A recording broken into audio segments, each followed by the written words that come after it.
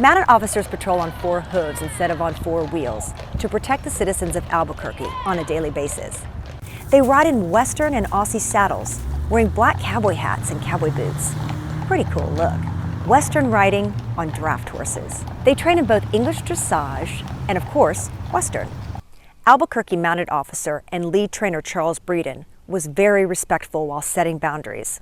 But we go from intersection to intersection on a daily basis and bounce back and forth so that there's no pattern of when we may or may not show up to a particular location.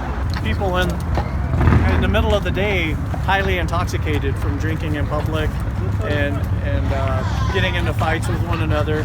I noticed throughout the day that the citizens would approach the mounted officers and thank them for being there. So they're very appreciative of the fact that we come down and keep it cleared out, keep the people utilizing the bus services. And just so you know, in Albuquerque, these law enforcement partners don't only patrol urban settings.